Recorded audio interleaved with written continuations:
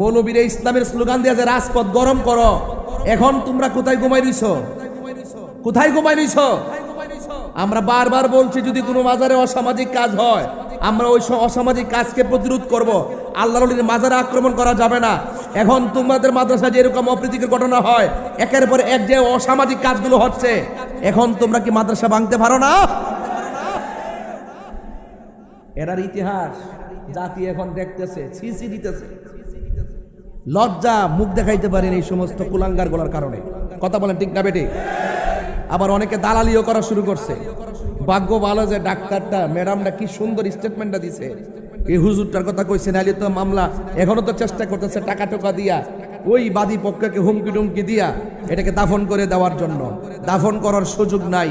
অপরাধী যে হবে তাকে অফকোর্স আইনের আওতায় আনতে হবে। কথা বলেন ঠিক না বেটি? আর দর্শকের পক্ষে যারা, যে আইনজীবী ফাইল ডিল করবে, ওই আইনজীবীর বিরুদ্ধে অবস্থান নিতে হবে। কথা বলুন ঠিক না বেটি? এই জন্য আপনাদেরকে বলবো, সতর্ক থাকবেন। ছেলে মেয়ে কোথায় পড়াবেন, আল্লাহর রাস্তায় চিন্তা ভাবনা করে পড়ান। এদের কাছে ছেলেও নিরাপদ নাই, এদের কাছে মেয়েও নিরাপদ নাই।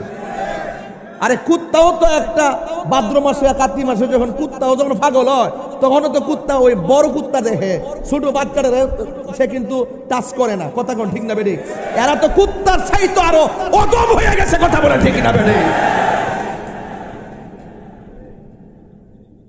জুতা দিয়া বাইরে ফাটাই যাওয়ার দরকার। এই সমস্ত বেঙ্গার ছাতার মতো মাদ্রাসা দিয়া এই মাদ্রাসার ভিতরে ছেলেকে ধরে আকাম করতেছে, মেয়ের সাথে অসামাজিক কাজ করতেছে। রাষ্ট্রের পক্ষ থেকে কোনো ব্যবস্থাপনা নাই। অনতি বিলম্বে এই সমস্ত মাদ্রাসাগুলোকে ফাইন্ড আউট করে, যেই মাদ্রাসায় এই সমস্ত ঘটনা হয়, এইগুলোকে পানিশমেন্টের ব্যবস্থা করা দরকার। কথা বলেন ঠিক না বেটি?